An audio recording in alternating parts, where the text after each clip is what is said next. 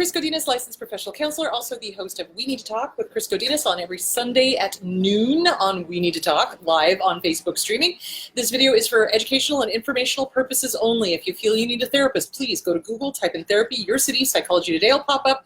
Click on that and it will have all of the therapists in your area. Also, the views and opinions stated herein are mine and mine alone. They do not represent the ACA, the APA, or any other damn therapist for that matter. Boom, shakalaka, done. Okay, so bunches of questions that I wanted to answer this week. Okay, what signs, the first one is, what signs to look for in an abuser? So, and the person meant any kind of abusive situation, whether it was a family abusing, or a friend, or a coworker, or a boss, or things like that. So basically, the number one sign of an abuser is they have absolutely no respect for anybody. Anybody. They do not respect boundaries. So you are looking at whether or not they are respecting your boundaries. Are they respectful in their interactions with you? Are they kind? Are they encouraging? If they are not, Houston, there may be a problem. So abusers do stereotypical classic abuse maneuvers, such as gaslighting. So gaslighting is when an abuser says, no, you don't know what you're talking about. And they rewrite history. And so, oh, I never said that. That never happened. This whole incident that you're talking about, that never happened, that kind of thing. So it's things like that. The other thing you want to watch for is the put-downs, the little subtle put-downs, and you want to watch for just kidding. So somebody says something horrifically horrible to you and then says, oh, I was just kidding. Bullshit, they weren't kidding. Things said in jest are very often meant. And you need to watch for that. Now, some people can do like little joking back and forth, just kidding, and it doesn't hurt people. But if this person is saying really hurtful things and then does the whole, oh, I was just kidding, nope, you don't let them get away with that. The other things that you look for in an abuser is they lie like a rug. If their lips are moving, they're lying. That's something else you want to watch for, and that goes along with the gaslighting. So they do the whole rewriting history, lie like a rug, that whole thing. Hi, guys. So you want to watch out for that. Other things to look for in an abuser is they triangulate. So what they do is they always need a villain. They always need a villain. So what they'll do is they'll pick somebody to be the scapegoat. They'll pick somebody to be the villain that they can align their new supply with in order to take the attention off of themselves, being the abuser. They get the supply to think that this other person is the problem. All of the attention goes to this poor person who doesn't even know the shit is going on. And they've got a triangulation going on. They're making the target of abuse feel jealous in often cases, if it's a romantic relationship. If it's a family relationship, it's a triangulation in that one person is the scapegoat. So people are put into, abusers cannot handle non-rigid thinking. Think of it this way. In healthy, normal people, we don't have black and white thinking. We don't. It's not all or nothing, good or bad, black or white. There's like a whole plethora of different colors, a bunch of grays. And we know that. But with an abuser, they cannot, literally, cannot wrap their heads around the plethora. So what they do is they put people in boxes, and that they label them. It's like, okay, that person is that person is this person is that person is that. So you usually have in a family situation, you usually have the scapegoat, which is the one that usually sees what's going on. They're the ones that see what's going on, and that's why they get scapegoated, is because the abuser wants to discredit them so that the other family member that is being targeted doesn't recognize that this little kid or this person or this sibling or this friend or whatever is seeing the situation for what it is and calling out the abuser. And so they try to discredit the scapegoat. They try to make them, oh, they're this, they're that. They start, discrediting them. Like, they don't know what they're talking about. They're that kind of thing. So, and the scapegoats are usually the ones who see the shit. They do. They are usually the ones that see the pink elephant taking a shit in the corner of the living room, and they call it out, and then they get punished for it. They either get ostracized, or they get kicked out of the family, or the abuser makes sure in some way, shape, or form to malign them, tells a story that is absolutely not true. So that's what happens with scapegoating. Then there is the golden child. So the golden child can do no wrong. The golden child is the mini-me. The golden child is the one who goes along with the abuse, the one who agrees with the abuser, doesn't question the abuser, doesn't call it out, doesn't do anything to rock the boat. They're the golden child because they're not causing problems. They're not making the target go, maybe this is abuse, because the abuser does not want that to happen. Then you've got the ignored, usually middle child. You know, can't ever be good enough to be the golden child, can't ever be bad enough to be the scapegoat, you know, doesn't get the attention that they deserve or want or need. And then you've got the comedian. So the comedians are usually the youngest members of the family. They see the stuff going on as well. They see what's happening to the scapegoat. They don't want to be the scapegoat. So they're the da-da-da-da-da-da-da, look over here, don't look over here, look over here, you know, that kind of thing. So there is that. Hi, guys. So what you're looking for is somebody who's very rigid in their thinking, somebody who's snarky, somebody who's mean, somebody whose humor is not normal, okay? Humor, usually, is gentle. Humor is laughing at the human condition. It's kind of like, oh crap, I do that, you know, or I do that too, or boy, do I see myself in this. That's what I loved about Robin Williams. When humor is snarky and humor is sarcastic or sardonic or mean, and it's targeting somebody, you're dealing probably with an abuser. You are dealing with somebody who has got a lot of issues, because that's a cruel way to do humor. And that's not really humor, that's passive aggressiveness. So, so you want to look for somebody who is passive aggressive. Oh, geez Louise. Yeah, somebody who's constantly judging, constantly. Like nobody can do anything right. You know, it's perfection, perfect pictures. They have got perfect pictures in their head. Everybody around them must be perfect, and yet they are the least perfect people walking the face of the planet. How do you deal with being the golden child? Should the golden child still be able to receive the same help that the scapegoat should receive, or does the golden child not deserve to feel hurt? No, absolutely. The golden child are just as hurt as the scapegoat are in different ways. See, that's the crazy thing. It's like when somebody is the golden child, the family sets it up so that there is contention between the siblings. So in other words, the golden child often gets this said about them. Why can't you be more like your brother? Why can't you be more like your sister, who is the golden child? And so the golden child is used to punish and hurt the other siblings, which causes resentment amongst the other siblings, because it's like, well, screw you, I'm never going to be as good as, you know, whoever the brother is or whoever the sister is or whatever, because everybody's different. And everybody has got different strengths and different talents. But the narcissistic parent, the abusive parent, will hold up this kid and go, why can't you be more like them? Which is not fair. It's not fair to the golden child, and it's not fair to the other siblings. And it causes a divide. So abusers love to conquer by division. They love to get people on opposite sides of the fence. Sound familiar? So you got to watch for that. Anybody who causes division, anybody who causes it's us against them, those are usually abusers, because they need a villain. They need an outside party away from them that they can point to and go, look over there. Don't look here, look over there. So you want to watch for that. Yeah, golden children do get bullied by the other kids, absolutely, because the kids are jealous, and that's kind of normal, but this takes sibling rivalry to a new and really unhealthy level. So, okay, so there is that. So other things that abusers do, super jealous. They have incredible jealousy, and this even goes for toxic parents. So if the child is doing well, they will be jealous of the child doing well and surpassing them, and they will do things to sabotage the child doing well.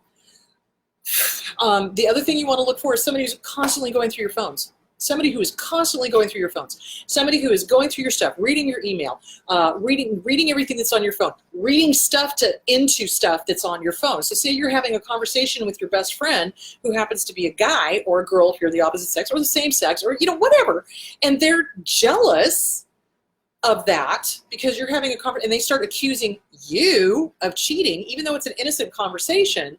Then the thing of it is they are probably the ones cheating, because they are projecting. Because if they were not doing it themselves or thinking of it themselves, they would never even consider that you would be cheating. So you want to watch for stuff like that. In a work situation, what you look for is somebody who plays favorites, somebody who steals other people's projects or credit for their project, that type of thing. So you want to be careful of people like that. Those are abusers. And again, people who steal other people's accolades or, you know, take credit for stuff that they did not do. So that's also something that abusers do. I'm trying to think. Okay, so in a toxic relationship, in an abusive toxic relationship with the family, I think I've covered most of what to watch out for. With friends, it's the same thing. Somebody who monopolizes your time, like monopolizes it, who gets jealous when you hang out with other friends, who doesn't want you hanging out with other friends, who wants you to be their BFF and be there 24/7. That's unrealistic. That is unrealistic. Everybody's got a life. They do. You know, it's like you be there for your friends when you can, but you can't be there 24/7. Abusers can also play both sides. Abusers will talk to one person saying one thing, then speak to somebody else and say crap about the other. So, okay, so it's flying monkeys. Do they have flying monkeys? Have they gathered to them flying monkeys that play their game, that support them? So you want to be careful of that. Do they gossip? Do they like to gossip? Do they sit there and badmouth other people 24/7? Is that what they do? Or if something good happens to you, and this goes for any abuser, something good happens to you, are they jealous? Are they pissed because something good happened to you? And do they only want to talk about the bad? That's another sign of somebody who is not healthy. So yeah, you want to watch for all of that stuff. I hope that kind of answered the question. It's behavior that's not normal, or somebody who's constantly the victim. So covert narcissists are constantly the victim, constantly. It's like, it's never their fault. They're never in the wrong. They're never, you know, the problem. So covert narcissists are the ones that are like, help me, help me, help me, help me, help me, help me. And you go to help them, and it's like they're right back to, help me, help me. That wasn't the help I wanted. I want more, I want more, I want more. And so you help them, and then you get the yes buts. Yes, but. Yes, but. Well, I can't go to therapy because I don't have enough money. I can't work on myself because of some external thing. I can't change because of fill in the blank. So here's the deal. If there's a will, there's a way, you know, and people who truly want help will find a way. People who truly don't want help will sit there and be the perpetual help me, help me, help me victim, demanding that everybody around them spend all of their energy helping them. So that's another sign of an abuser. I hope that answered that question, because that was one of the ones that I got. Okay, so signs to look for an abuser. So I covered the romantic, I covered the family, I covered the workplace, I can't think of, in friendship, I think I covered that. Can children mimic behaviors of personality disorders due to abuse or neglect, but eventually grow out of it? Yes, it's called getting fleas. So nature, nurture.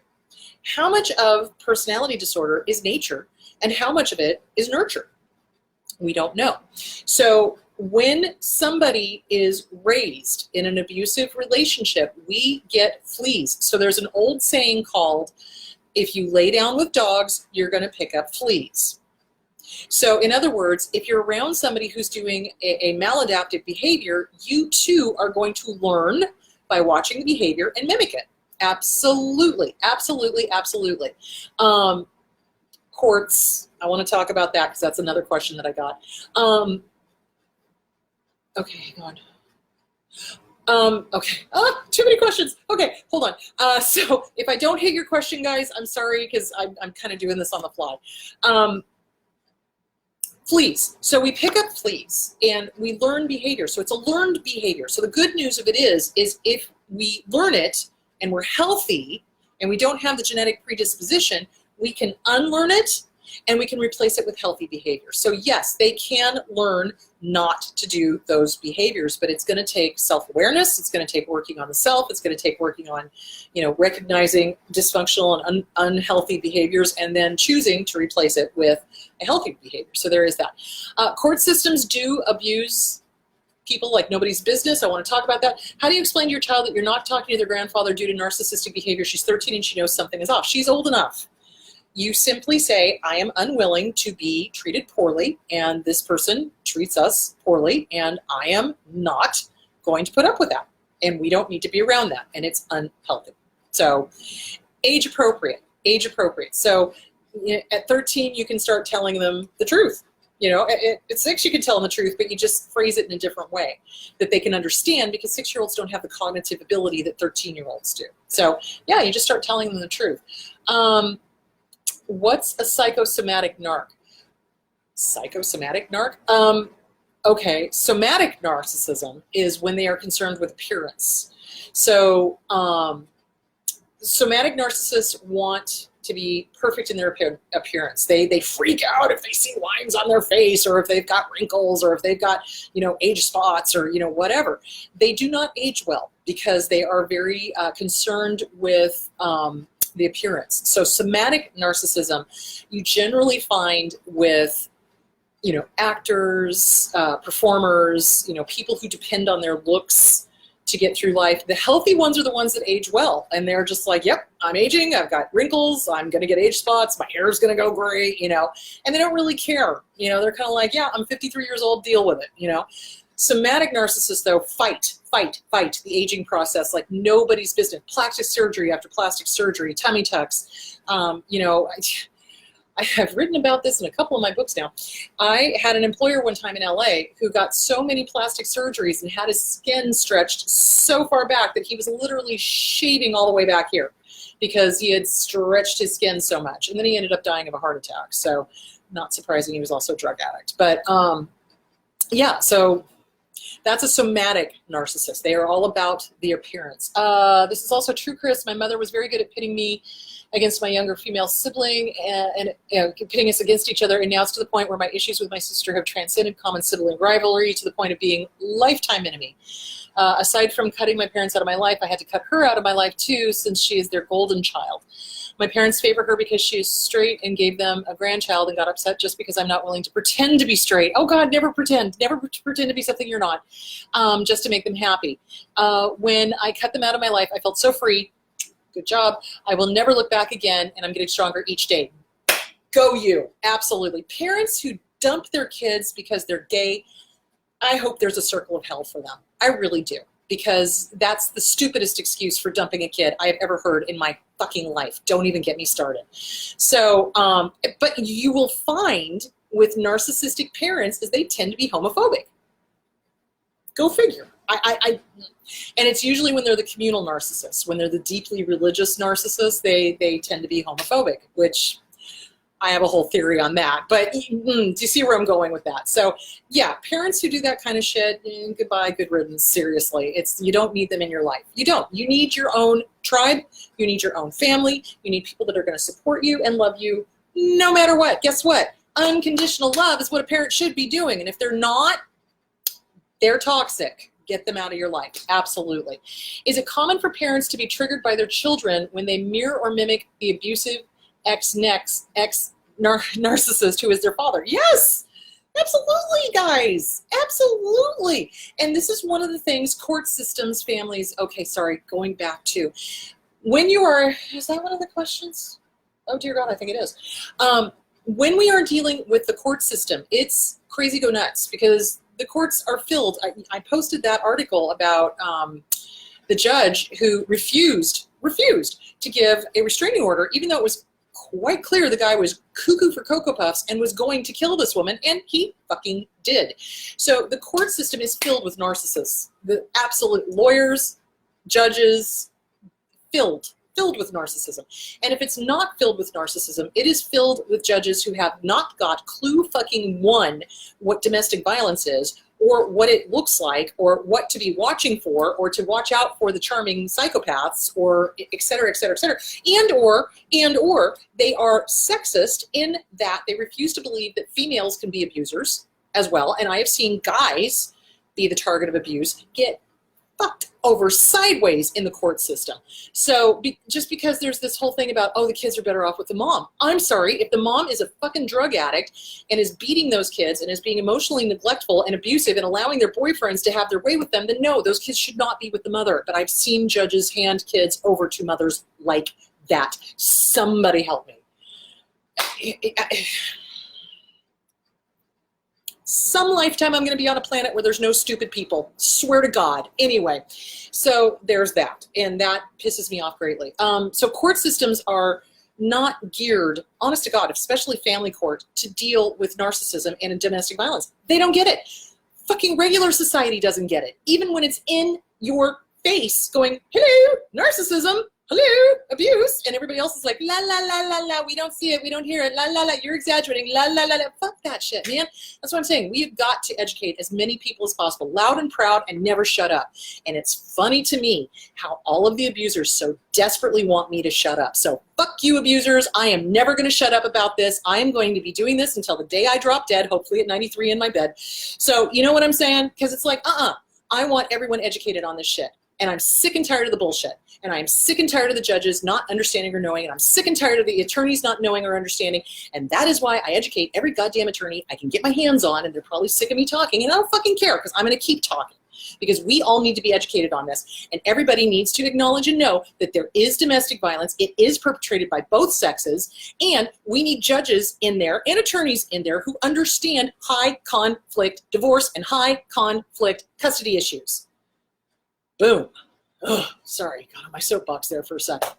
But it pisses me off. It does. There's no excuse. There's no excuse. Not in this day and age.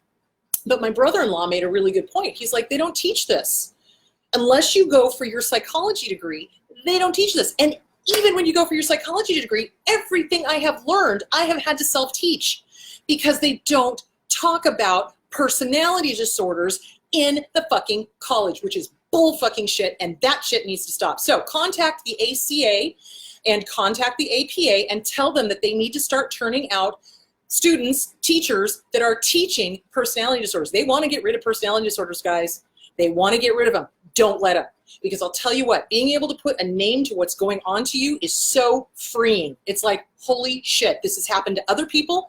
This has happened to me. This is what it is. I'm not crazy. Holy cow. Here we go, all of the symptoms. Oh my God, do you see where I'm going with that? So get a hold of the APA, get a hold of the ACA, let the president know teachers are being turned out that are ignoring personality disorders and ignoring domestic violence, and that is unfucking acceptable, period. Again, soapbox, sorry, I've had a lot of coffee. Okay, so, all right, being triggered by kids when they act like the narcissistic parent, yes! Why? Because we have complex, meaning it's happened over and over and over and over again, post, after the fact, traumatic, it was awful, stress, anxiety, disorder, we are not coping with it well. So when the kids behave like the parent does that was abusive, yes, that is going to trigger us like nobody's business. And that is why when you are getting an agreement, a custody agreement, you make sure you put into the custody agreement, oh good God, I'm having a hot flash, that the kids get therapy and you get to pick the therapist. And the therapist needs to be well-versed in trauma, and they need to be well-versed in personality disorders. And I know that's difficult, and everybody's always telling me, oh my God, Chris, it's so hard to find a therapist that knows what they're doing. Yes, you're absolutely right. It is hard to find.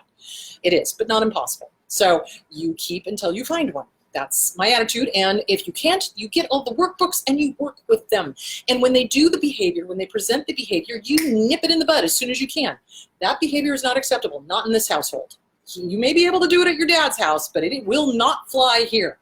Now, what kids will do is, if they themselves are personality disordered, they'll start wanting to go be with the narcissist, because the narcissist has generally no rules, and they're the Disneyland mom or dad, and it's a popularity contest for them. And so when the kid hits teenager years, they generally do it to the point where the kid goes, oh, well, there's no rules over here, but I have rules over at mom or dad's house. Well, I don't want to do the rules. I want to go be free. Like any teenager. Any teenager would do that, because God love us, when we're teenagers, we think we know it all. Yeah, show me a teenager, I'll show somebody that does that.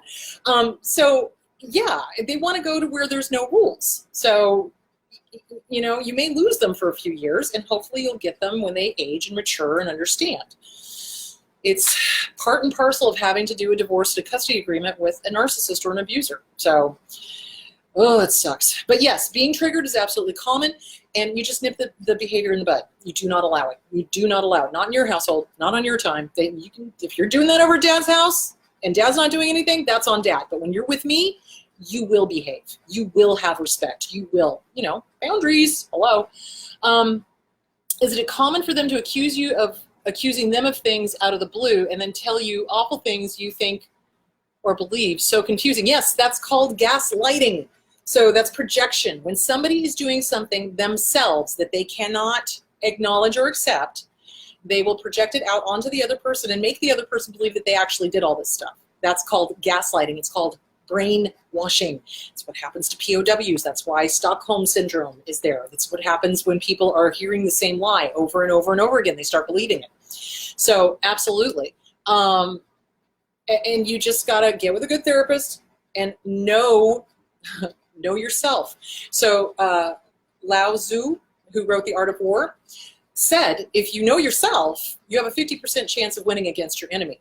If you know your enemy, you have a 100% chance of winning against your enemy, because you know yourself and you know your enemy and you know what you're up against. And that is why I want to teach what abuse is, what they do, why they do it, and how to not be victim to the fog, the fear, the obligation, the guilt, the cognitive dissonance, the wait, they're telling me this, but my family and friends are telling me this, and I'm so confused. Oh my God. And that is what fucks up every single survivor of abuse, is the cognitive dissonance, because they go into the fog and they do not listen to their gut.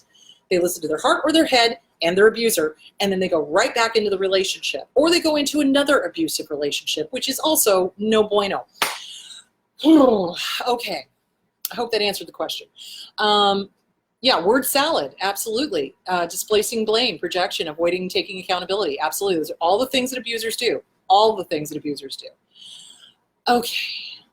All right, where am I? Hi, Chris, do BPD and NPD people give you the silent treatment before they discard you? They can.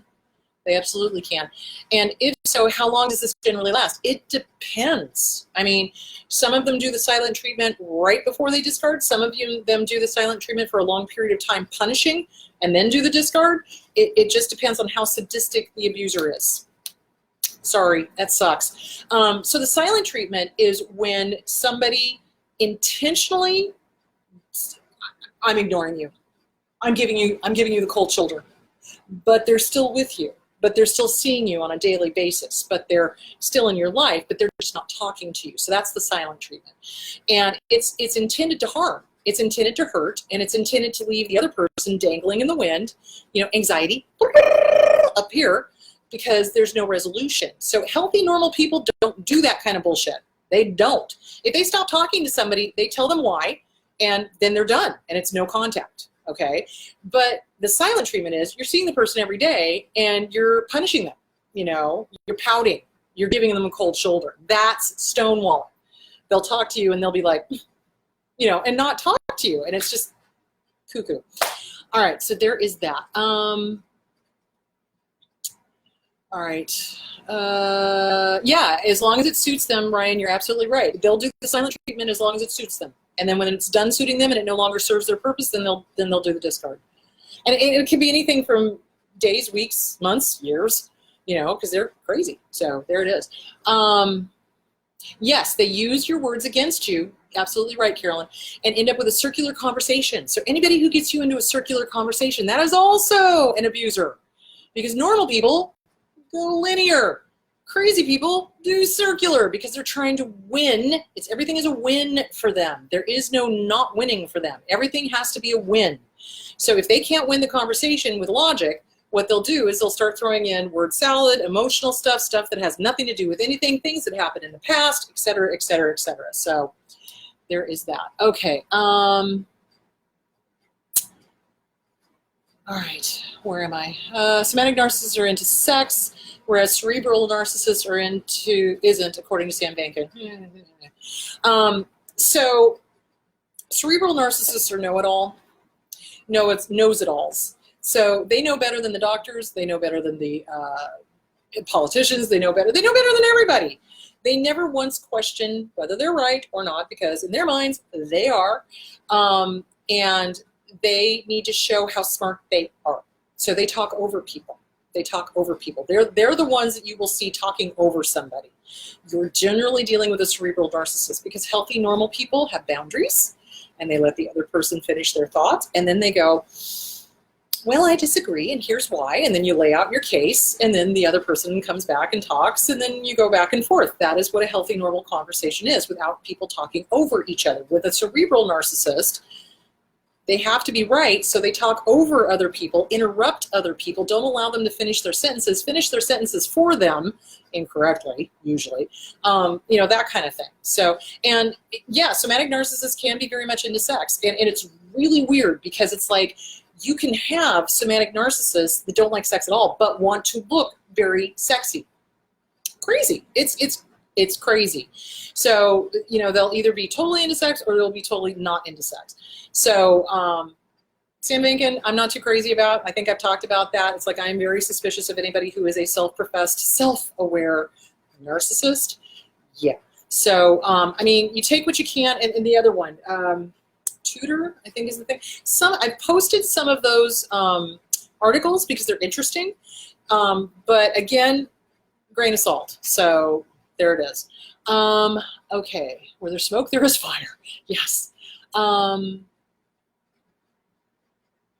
Yeah, they don't teach about personality disorders, and they need to. They absolutely need to, because if you ask most clinicians, and especially the ones that are being churned out, you know, fresh in the system, they won't know, and they won't know how to recognize a malignant narcissist or a malignant borderline or a malignant whatever, you know, and that's a disservice because they're everywhere. And if you've got somebody doing couples counseling and they don't know how to ask the right questions about abuse, and you get somebody who is an abuser in with a target, couples counseling is going to be deadly for the target of abuse, because the abuser will take whatever is said in therapy and use it against the target. That's why it's so dangerous to do couples counseling if you are in an abusive relationship.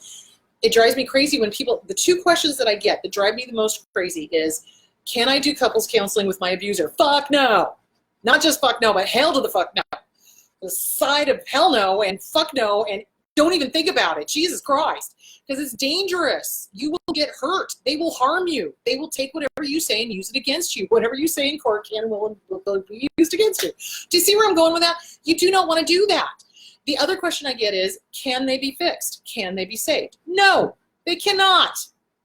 Now, if we're talking about traits of, again, if we were talking about a kid who has picked up behaviors, if we were talking about traits of, which means one or two traits, then yeah, they can be worked with and it can be unlearned and it can be replaced. If you are dealing with a full-blown narcissistic personality disorder, they have 5 of the 9 traits, or somebody who's got full-blown borderline personality disorder with 5 of the 9 traits, then no, you can't, especially if they've hit the malignant. If they have not hit the malignant with the borderline, you may be able to work with them to help them regulate their emotions. That's great. But if they've hit the malignant end and they're harming people, the answer to that is, was, and always will be forevermore, no. You cannot help them. Get the fuck out. Save yourself. There it is. All right. Hope that answers the question. Oh, okay. Where was I? Yeah, naming something is always naming the devil. There you go. You got a name for it. Now you can deal. Now you can banish it. That's why it's important to be able to name what's going on with you, and that's why I really am very angry at the humanists out there who are like, oh, we don't want to hurt your little feelings. Okay, motherfucker. Why don't you talk to me about thousands of men and women who have been beaten, abused, and killed by their abuser because people were not willing to take a look at hurting their feelings sideways with an unlubricated baseball bat. That is my opinion on that. It always will be my opinion on that. And I am never going to change my opinion on that. And it pisses me off when I get counselors who are like, oh, but. You haven't seen what I've seen. You have not heard what I've heard. So, yeah, I am never going to be on the side of the abuser. There are other counselors out there that work with offenders. I'm not one of them. I am the one that works on the side of the target. So, period. There it is. Okay. We need to start a movement. Power to the people. Okay. I think that was Beth. Hi, Beth. Okay. It was like a light bulb came on when I discovered narcissism. I could define everything that had been going on and trace it back. And that is so helpful. It was just like when I discovered borderline personality disorder with my dad. It was like, holy shit balls. You mean this happens to other people? You mean other kids that had to grow up with people like that? What the fuck? This is terrible, but awesome and terrible at the same time. Oh my God. It was like a lightning epiphany, oh my God moment. So yes, It is important, and education is important. We need to educate the shit out of everybody. We need to educate the shit out of the public. We need to educate the shit out of the court systems, the lawyers, the judges, the social workers. Oh my freaking God. Don't get me started. Too late. Anyway, don't get me started on politics, Ryan. Don't do it. Don't do it, Frenchie. Don't do it. Okay. Can you talk about how the ones being abused develop resentments? My EA doesn't understand how I can continually have resentment in the midst of his controlling abuse. When we are being abused, when we are in an abusive situation, are we going to have resentment? If you're not in the fog, yeah. If you're in the fog, you'll talk yourself out of it. I've seen it happen, which is really, truly frightening when you think about it, because it's like you think you've got somebody to the point where they're going to leave and help themselves, and then suddenly the abuser says or does something, and boom, they are right back in the fog. Cognitive dissonance, the confusion, but they love me, but I need to stay with them. So there is no resentment in that phase. When you wake up, when you're woke, I hate that. I don't know why that bothers me. It's so hipster. But it's like when you wake up, though, yeah, you have resentment, absolutely. And you need to probably get out and take care of yourself and then let go of the anger, because anger is like you drinking poison and hoping the other person dies. Doesn't work that way. Let it go. Let it go. Don't make me start singing Disney, because I will. So let it go. Get rid of the resentment. And yes, it's normal to have resentment, especially after you realize that there is abuse going on and you're out of it and you're leaving and you're like, wow, bastard or bitch or whatever, you've fucked up my life for the last 10 years. But then again, we got to take responsibility for us not getting out and not listening. So the biggest red flag that I want to tell you guys is if your family and friends do not like the person you are with, you want to take a look at that, especially if your family and friends are good people. If your family and friends are good people and they don't like your partner, Houston, there's a problem. Listen to that. It's like a canary in a coal mine. Did I say cold mine? Oh my God, coal mine. It's like a canary in a coal mine. It's like your family and friends, if they don't like your partner and they're giving you reasons why, and they're valid reasons, then you need to take a look at that. And we often don't. What we do is, I know better than everybody else, and I'm going to be different this time, and it's going to be a better relationship, and blah, blah, blah, blah, blah. And then lo and behold, 6 months goes down, a year goes down, and suddenly the target has no family or friends left because the abuser has made it that way. So, okay.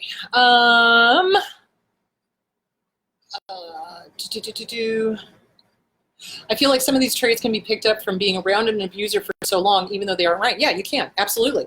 If you're with somebody that's repeating behavior over and over and over again, you start acting like them. Absolutely. And that's not good, which is why when you get out of an abusive relationship, you have to start working on you. You have to. If you don't, you're sunk. You're going to go right back into another abusive relationship. So you want to figure out hows and whys, and what was the original wound, and what are you trying to heal, and what happened with your caregivers, and all of that sort of good stuff. You want to work on the self-esteem with the Self-Esteem Workbook by Schiraldi. You want to work on CPTSD, From Surviving to Thriving by Pete Walker. You want to do the Inner Child Workbook by Catherine Taylor. You want to work on all of that stuff to make sure you are absolutely solid in who you are, so that when another abuser comes in, you will recognize it, like really, honest to God, recognize it and sidestep it. So my sister and I were talking about that this morning. So we were discussing, the signs and what you look for when you're dealing with somebody who's possibly an abuser and things like that, and how the subtler things are missed by most counselors, and they don't listen. They don't fucking listen. If you listen to their speech patterns, you can tell if there's abuse going on. If somebody's constantly interrupting, if somebody's constantly making sure the other one can't talk, or if they're doing all the talking and the other person's sitting there looking frightened, there's abuse going on. It doesn't take a great deal of rocket scientistness to figure this out, but apparently it does, because most counselors miss it. So don't get me started. Again, soapbox. Okay. All right. Chris, when does it stop to hurt after abuse or trauma? Like, is it still possible to feel the pain of abuse after many years? Yes, baby, we're human. We loved these people. We did. We had hopes that they would be sane and that they would be what they presented themselves to us in the first place. So remember, in the mirroring phase, in the honeymoon phase, in the love bombing phase, they got us to fall in love with ourselves.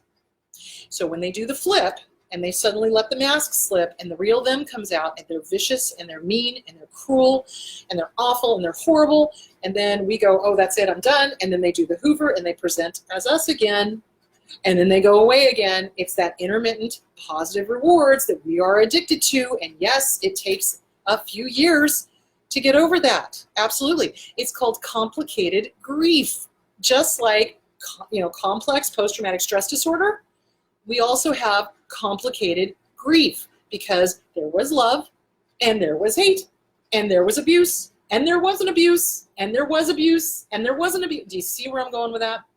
So yes, it takes time to heal. And when you think of your abuser, yeah, you're going to feel sad. You absolutely are. So to this day, my dad dropped dead in 97. Okay. He was abusive. He absolutely, and I'm back in conversation with one of my sisters, my stepsister, and she was telling me eerily similar story to what I went through, which I was just like, oh, wow. So when I think of my dad, I still feel sad. I do. I feel sad because it could have been, he could have had a great life. He could have had a great relationship with his kids, and he chose not to. He did. He chose. He was mentally ill. He was borderline personality disorder with narcissistic expression. He still did the suicidal ideation. That's why I'm saying it was borderline. So, and he was hurtful and harmful. And do I feel sad about that? Yeah. Do I wish I'd had a normal dad? Yeah, I do. So yeah, you're going to have grief about that. You're going to feel sad, but it's not going to be as intense if you work on you. If you don't work on you, you're still somehow making it mean something about you. Stop making me something about you. It's not you. It's them. It's them. Put it back on them. So in the CPTSD book on chapter 3, I think it is, he talks about putting the shame, blame, and guilt back on the abuser. Do it. Because it's not yours. And it's so freeing. And it is. And yeah, will you still feel sad that they're choosing this life that is sucky? Yeah. And there's a difference between having compassion and recognizing that their life is sucky and having idiot compassion and allowing them to continue to abuse us by thinking that somehow we can love them into sanity. We cannot love them into sanity. I wish we could. Power of love is pretty amazing, but there is such a thing as free will. So yeah, we can't love them into sanity. So there it is. And yes, we will grieve. And yes, complicated grief can take up to 3 to 4 years. Absolutely. Regular grief takes a year and a day. The Victorians had it right. The Victorians had it right, a year and a day to get through all of the first. You throw in complicated grief on that where there is love and hate and abuse and all sorts of stuff. It can take up to 3 to 4 years. You betcha. So you get with a good therapist, you start working on that, you start writing and burning letters.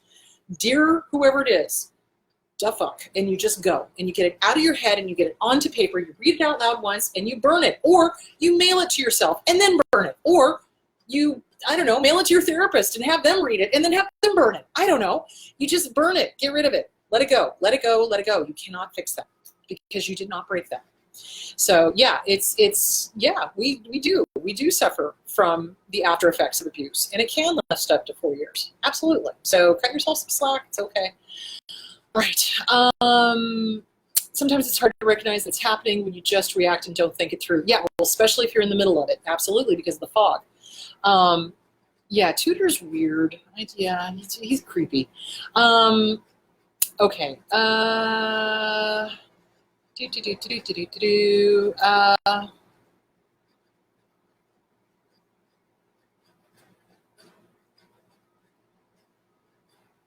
Yeah, I don't think Richie's having anything to do with Ankin anymore. I haven't seen anything with the two of them together. All right. Yeah, before you recognize what abuse is, before you recognize what narcissists do, we do feel crazy. You betcha, because they want us to feel crazy. Do narcs act in their own game all the time, demanding attention all the time? Yeah, absolutely. They don't have real emotions, guys. I cannot emphasize that enough. There is no there there. There is no there there. There is no there there. It's all about me, I, more my genitals. Seriously. That's really what it's all about. Okay. All right, let's see. Hang on, trying to go through these questions. Yeah, it is going to hurt a lot. It is, absolutely. How do you explain a mentor therapist that BPD abuse happens at home and they say just try to understand your parents? They seem to provide everything you need, but that didn't stop the other things happening. So again, a lot of therapists don't understand abuse. They don't. And they don't get that parents, and especially mothers and fathers, can be abusive. It is almost like it's what's the word I'm looking for? Like taboo. Like it's taboo to acknowledge or to talk about. And so they try to like look on the silver lining or look on the bright side. Well, that's great if there's no abuse going on, but if your client is sitting there telling you, my parents are doing this, and this, that's when you got to be like, okay, how are you going to get out of that? How are we going to help you get out? How do we, do you see where I'm going with that? But again, because of the social taboos, there's a lot of social taboos about admitting or acknowledging that, yeah, moms and dads are sometimes abusive pieces of shit. Absolutely. So, yeah. I finally know what and who I grew up with in my mom and why I picked men like that. Thought it was my original male abuser and my dad, but it was her too. Yeah, absolutely. But the covert narcissist is her incarnate. Now I can let them all go. I understand who they are and who I am. Loving myself and letting go of them is seeing myself free. Yes! Yes! Oh, yay! Mwah! Go you! That's awesome. Okay. No. My dad died in 97. He was in his 70s, I think. So 1997 is when he died. Sorry, confusion over that. All right. Do they choose to be like this? Well, I don't think anybody would consciously go, hey, I would like a lifetime of suffering and pain and everybody hating my ass. But then again, if you believe in the Buddhist reincarnation thing, we do choose these experiences according to Buddhism, So do BPD and NPD choose to be like this? Wow, that's a philosophical question. So let me kind of sort of answer it. So in the reincarnation thing, we choose these experiences for whatever reason so that we can learn compassion, so that we can learn how not to be, et cetera, et cetera, et cetera. Do they choose it consciously here and now? I don't think so. I think it is a knee-jerk reaction. I think they are stuck, like literally stuck, like they will not look at the big picture, and they cannot see that their actions, because their ego won't let them, see that their actions are causing them suffering. So it is the ego that causes suffering, and their egos are so huge that they cannot literally look inside and go, what is my part in this? Because I don't know, guys, but almost all of you have told me at some point in time that you have all said, what did I do? What was my part in this? What did I do? And that's what a healthy, normal person does. But BPD and NPD, and I'm talking malignant here, guys, not just traits of, they don't have the strength to go, what is my part in this? How can I change? Because they don't want to change because their ego is telling them that they're perfect and there's nothing wrong with them. It's everybody else. So there is that. I am hearing sirens. That's a little creepy. Okay. Yeah, you can't put a time limit on grief. You absolutely can't. It takes as long as it takes. But it will be helpful for you to start expressing it and not just have it ruminating in your head like that old coffee commercial. Get it out of your head. Get it onto paper. Get rid of it. Okay. They do know they're being abusive, though. Yeah, I will agree with Ryan 110%, and they're doing it on purpose. Why? Because they're sadistic. There's a sadistic quality to it. They enjoy it. They enjoy the power and control, guys. Remember, it's all about power and control and being right and winning. Okay. I'm glad I could help.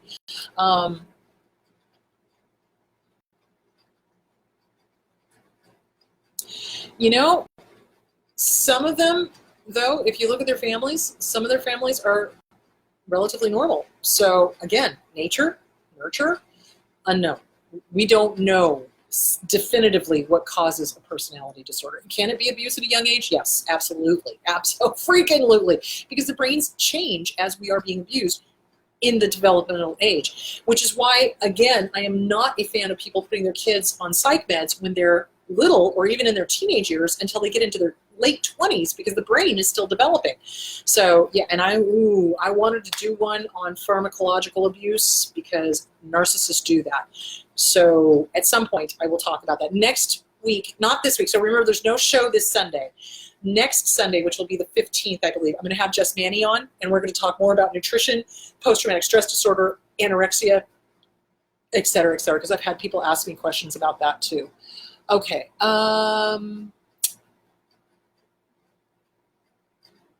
Abusive behind closed doors and then in public praying with everyone, no matter what their religious affiliation is, because he doesn't like to take the time to ask what the heck it is. So that's a communal narcissist. Communal narcissists are the ones who present as the pillar of the community. They're in church, hallelujah, praise God, but then the doors close at home and the abuse begins. So yeah, absolutely. All right.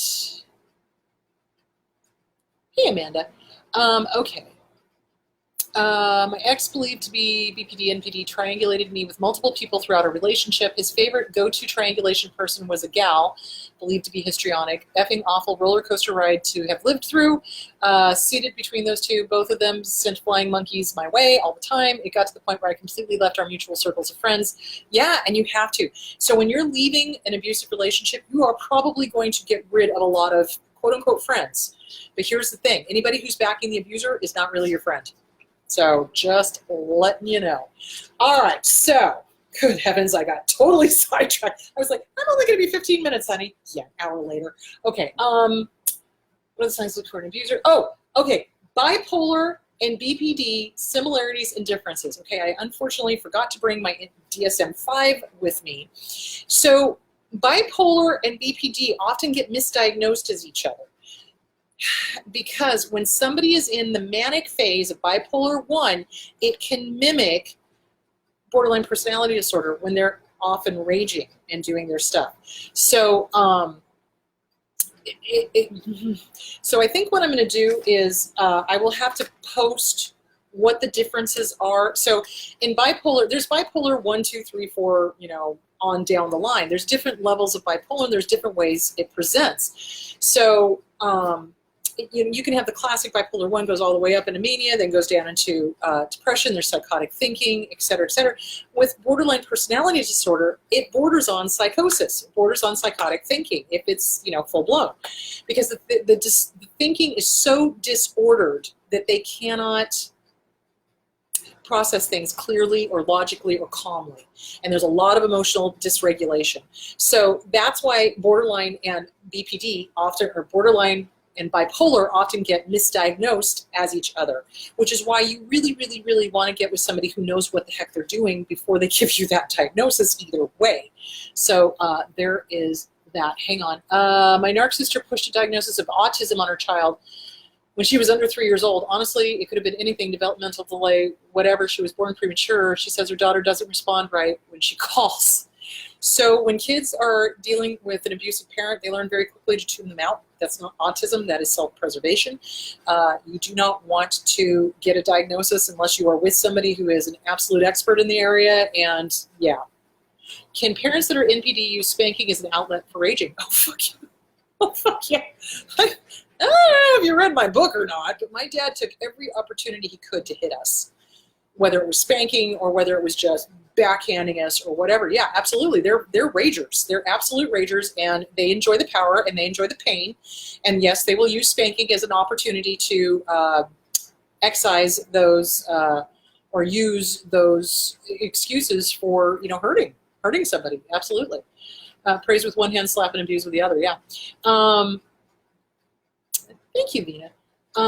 Okay. Hey, Donna. Yes, so BPD and bipolar are similar in that bipolar disorder is also BPD and borderline personality disorder is also BPD, so people get confused. But it can be misdiagnosed as each other. So you do want to double check that and make sure that you're with somebody who knows what the heck they're doing when they're diagnosing. How does an apology to an abuser, okay, how do you apologize to an abuser who plays the victim? Oh boy, that's a good question. So what abusers will often do is they will be the victim all the time and demand that you apologize all the time. I mean, eventually what ends up happening is, especially if it's a toxic family, is that the kids will end up apologizing for everything. Oh, I'm sorry. I'm sorry. I'm sorry I hit you. Oh, I'm sorry I bumped into you. Oh, I'm sorry. I'm sorry I did. Oh, I forgot to empty the. I'm sorry about that. I'm sorry about this. I'm sorry. I'm sorry. I'm sorry. I'm sorry. Oh my God. So abusers demand apologies for non-apology situations.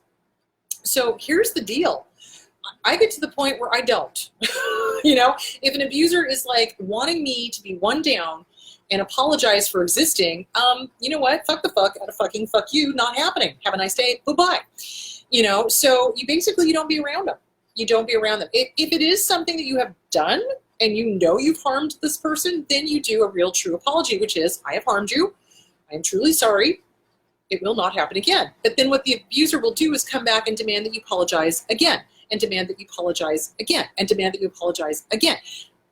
And at that point, you say, I've already apologized for this, and I am not apologizing again. You've gotten my apology, period. Stand your ground.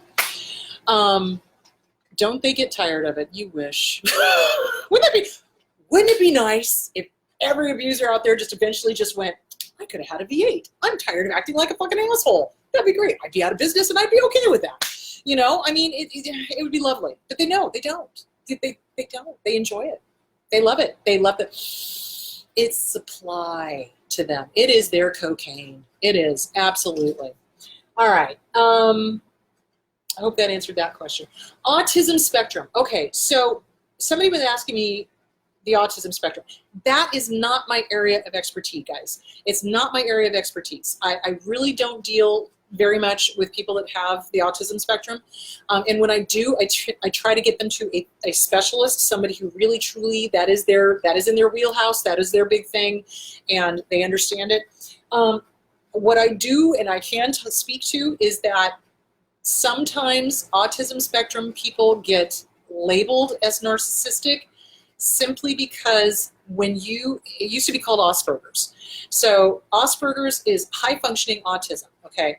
And in Asperger's, they just didn't recognize social cues. So somebody could be sobbing in front of them and they wouldn't recognize the person was suffering or having an issue. And they just didn't pick up on social cues. They didn't pick up on emotions. They didn't pick up on, stuff like that. So they have a hard time in society, socializing and holding down a job and things like that, because they don't necessarily always recognize social cues. So that is what I can say. And yes, sometimes autism also gets misdiagnosed as narcissistic personality disorder. And narcissists will claim that they are autistic in order to continue the behavior. So, so there is that. So you want to be aware of that. So if an abuser says that they are autistic, you want to educate the living crap out of yourself and know what autism is and is not, and you will see that there are things that they are doing that are not in the autism spectrum. So, if somebody was the target of abuse for a mother with Munchausen by proxy, how might that manifest in adulthood? Someone sure seems like a victim, hypochondriac, covert narcissist. Yeah, you absolutely can become malingering is what it's called. So with hypochondria is malingering, always having an issue, always having medical issues, faking medical issues, et cetera, et cetera, et cetera. Yeah, it absolutely can go that way. Absolutely. Mostly what I see when I work with the kiddos is they can change given the right treatment. Yeah, borderline personality disorder, narcissistic personality disorder, when they've reached malignancy, cannot change. Does not happen. Okay.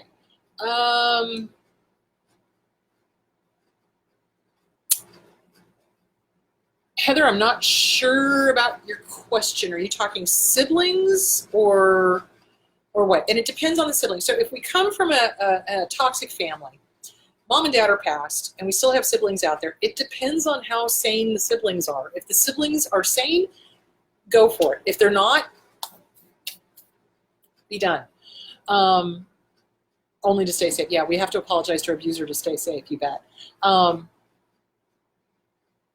Yeah, they use the Asperger's things as an excuse, Asperger's things as an excuse for their narcissism. They generally don't have Asperger's. It's pretty rare. So, okay.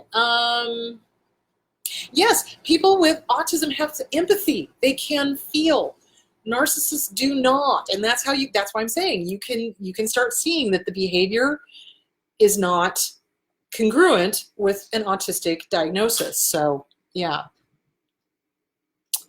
All right.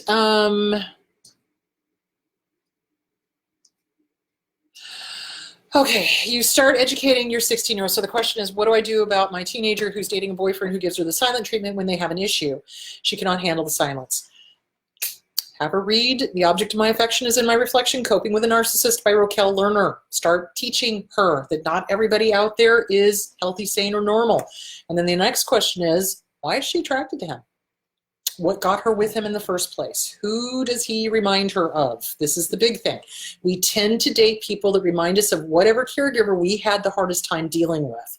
So we need to teach teenagers about personality disorders, and that may not be the case. And it may just be that this guy was, charming narcissist. They happen too, and sucked them in. So you want, my phone is ringing. You want to, you want to educate them about personality disorders. You want to educate them about charming narcissists. You want to educate them about everything and make sure that their self-esteem is rock solid, and their self-esteem does not depend on somebody, a guy or girl, giving them other esteem, if that makes any sort of sense. Okay. I now have the copy of the Inner Child Workbook by Catherine Taylor. Yes. Excellent. Good job, Donna. All right. Yeah, and what abusers will do is they will flip the issue around. When you confront them, when you say, hey, here's the issue, here's the problem, they'll flip it and it's all your fault. Yeah, absolutely.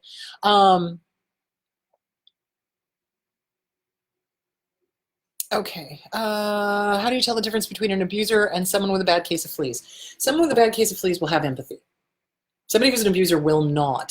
Somebody with a bad case of fleas will want to work on themselves and will work on themselves. Somebody who's an abuser will not. Okay. Any groups for those surviving of sibling abuse? Could you talk about how the abuse affects the abused sibling? Sibling abuse is really hard. If there was sexual abuse going on, if there was physical abuse going on, if there was mental abuse going on by a sibling, it's really, yeah.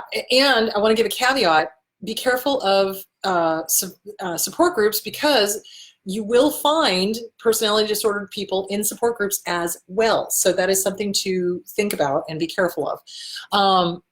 It's hard on the survivors because this person was supposed to be your buddy, your sibling, your sister, your brother, your whatever, and it is hard. And of course, this is another topic that people don't like talking about because it's uncomfortable, because we all want to believe that all siblings are nice to each other. They're not.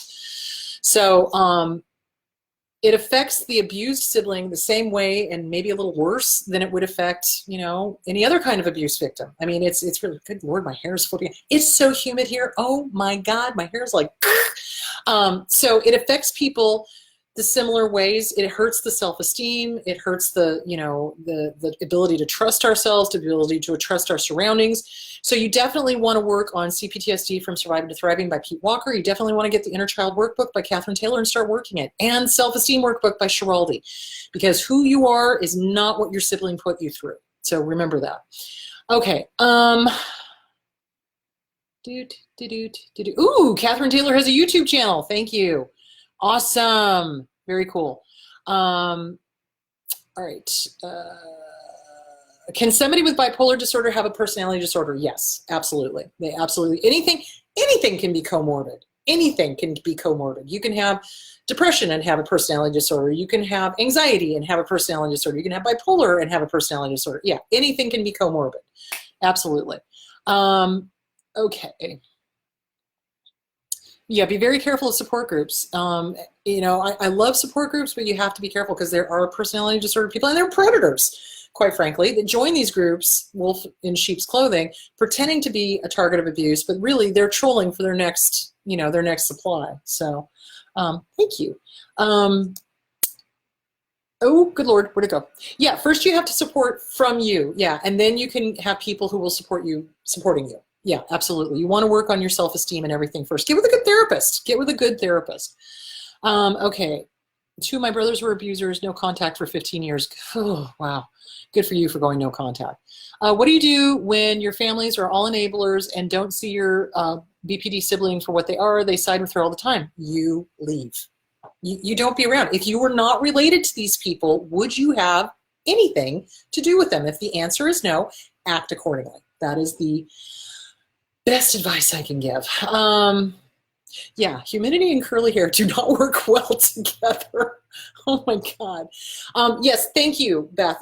We've got the book list up of all of the books that I mentioned here so that you can go to the website. We need to talk with Chris Godinez.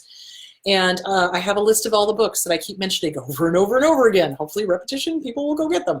So it's right there. They just listed the thing. When I saw the police did not take my report seriously, I asked for standby on the report to keep myself safe. Yeah, absolutely. Okay.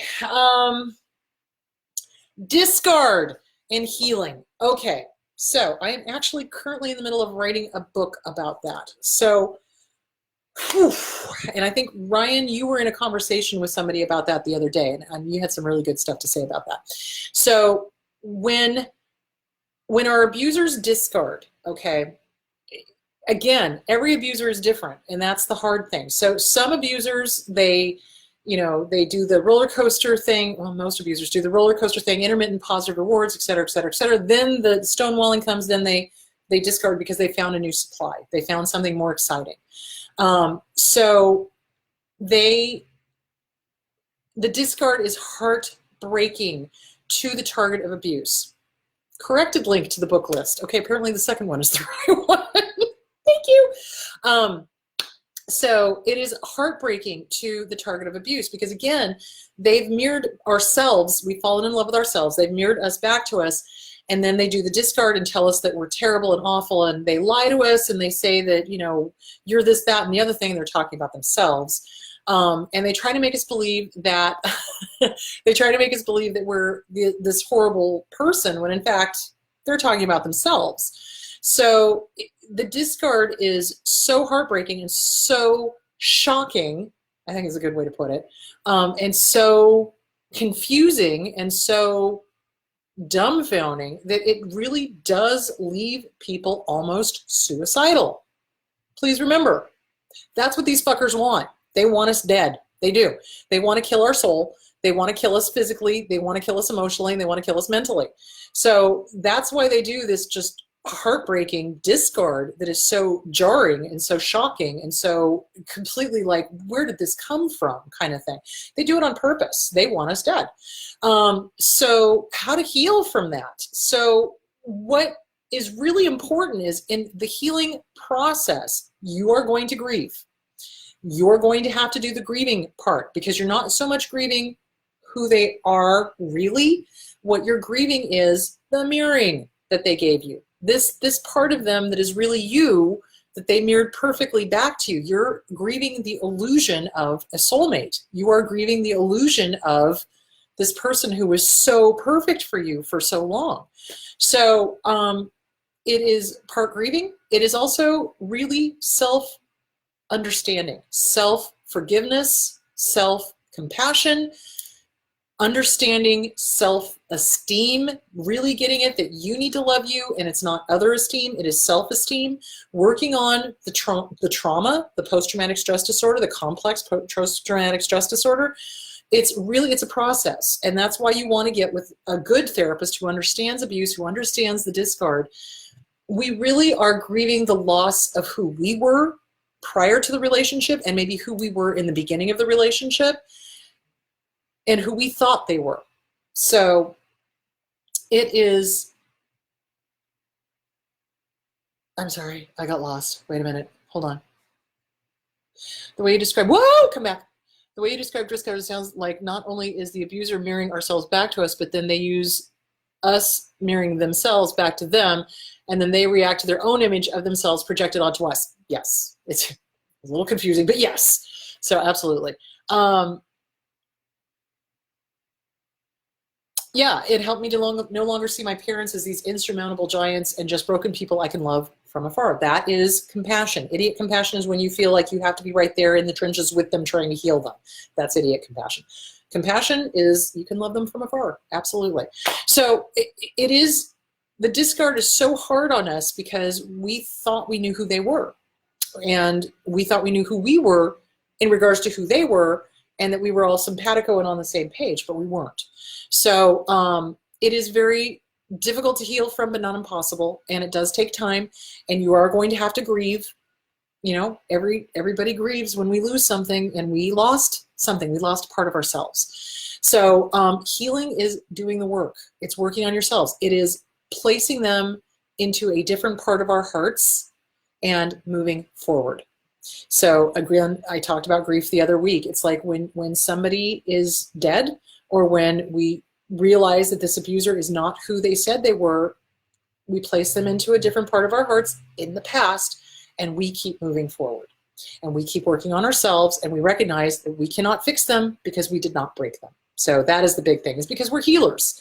We're empaths. We're, you know, codependent, and we want to fix everybody, and we want everybody to be healthy, happy, and whole. And they don't want to be healthy, happy, and whole, but yet they will sit there and say, I want to be healthy, happy, and whole, but yet they're doing nothing to make themselves healthy, happy, or whole.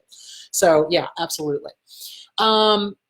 Okay, is discard if a parent visits, for example, and acts all happy and badmouths others, says they love you, but then doesn't ever call, just if there is an event or a holiday. My father does this. Yeah, because here's the thing. Real parents are involved in their kids' lives. And I don't mean over-involved. I mean like they go do stuff with them. They have contact with them. They don't just, you know, call on the holiday or send a text and don't ever follow up. It's like you go do stuff with your kid. Period. You hang out with them. You call them once a week. How are you doing? What's new? What's exciting? What's going on? Do you need groceries? You know, things like that. So, yeah.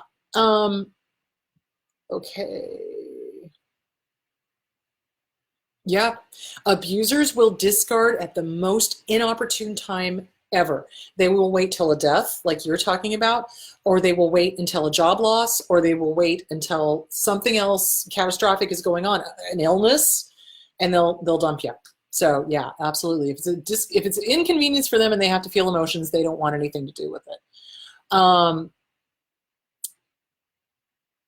Self-Compassion by Kristen Neff. Cool, awesome. The other book I love is Radical Acceptance. No, wait a minute. I get the two confused. Radical Acceptance by Tara Brach. Radical Forgiveness by Colin Tipping. Those are really two really good books as well. It is still painful if you leave, realizing they aren't who you loved. Yeah, absolutely. It's painful no matter which one leaves. If we are dumped by the abuser and they replace us with another supply, our first inclination is to go, what did I do wrong? What did I do wrong? What did I do wrong? Why don't they love me? How come this other person is better? Et cetera, et cetera, et cetera. And none of that thinking is going to be helpful or healing to you, because it's not about you. It's about them, and it's about them getting their new supply. So yeah, that's what we do. And if we are the one that recognizes that they are abusive and we leave, it's still painful, because we're like, how could I have been so fooled? How could I have not seen that this was not real? How? And again, that's when you have to go, wow, they're really good actors. And you forgive yourself and you work on you and you move on. Okay. All right. Yeah, that we give up. And you know, we're trained as healers, don't give up, don't give up, don't give up, don't give up. But here's the thing, they leave us no option. When they have become so abusive that they are lying to you, and they are telling you who you are, and they are lying to you, and they are harming you, and they are backing either another abuser or they are themselves the abuser, it's time to get out. It's time to get out. They don't deserve your loyalty at that point. They leave you no option, because really your number one loyalty needs to be to you. So yeah, and I love it when the abusers, or the abusers by proxy, do the whole, oh, but that you abandoned me, blah, blah, blah, blah, blah. You left no choice. You start lying to me, you start being cruel, you start lying, you start manipulating, you start doing things on behalf of an abuser, you leave me no choice. I will not put up with that, absolutely. So yeah, it is hard to give up. It is hard to leave, but then you have to recognize, again, free will. So they have a choice, and they are choosing the wrong goddamn choice. And let them go. Just let them go. Let it go. You got it. You got it. All right. Yeah, you're letting go of an illusion is what it is.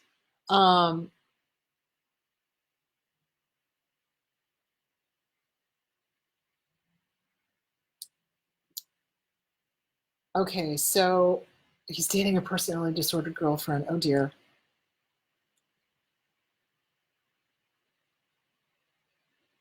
So it's going to be hard to tell the difference between all of the different stuff because you said there was a lot of mental health stuff going on.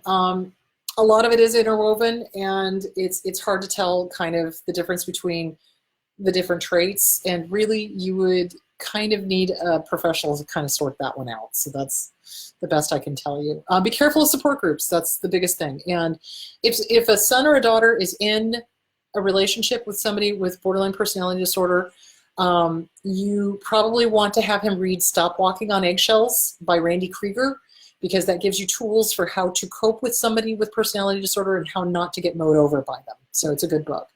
Okay. Yeah, they'll leave after a miscarriage. Yeah, you betcha. Okay.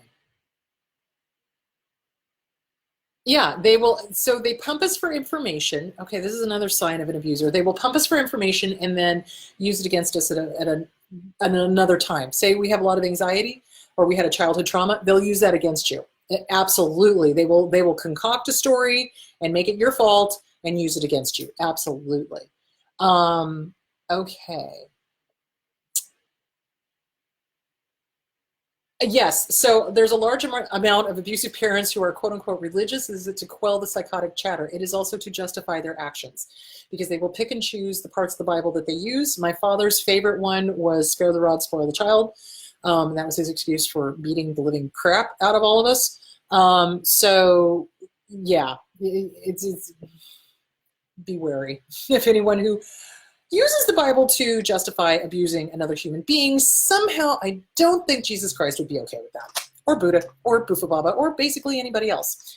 All right. Okay. All right. So I think that's it, guys. I have really been babbling long enough. So keep the questions coming. I am not going to have a show this Sunday. I am going to be incommunicado because I'm going to be someplace where there's absolutely no cell service and no internet or anything, which I'm actually really looking forward to. It'll be awesome. So anyway, so there is that. Do not forget to sign up for the Boise lecture. I am going to be there August 25th, so I will be doing a lecture. I will also be giving away coffee mugs there because I would like them out of my living room. So, and if you are interested in a coffee mug, they are for sale on eBay. Go to eBay, get them there. Also, my books are on Amazon. And the Audible for You Can Lead a Horse to Water, but You Can't Make Him Cha-Cha is also on Amazon. And at some point, please God, the first book is going to be on Audible. I don't know what the holdup is. Andy is supposed to get back to me on that one. So, all right. Okay, that's it, guys. Have a great day, week, whatever. I will see you next Sunday. I will have Jess Manny on. We will be talking about nutrition. We will be talking about post-traumatic stress disorder, veterans. We will also be talking about anorexia and bulimia. So, all right, that is it, guys. Love you all. Have a great week, and I will talk to you later. Bye.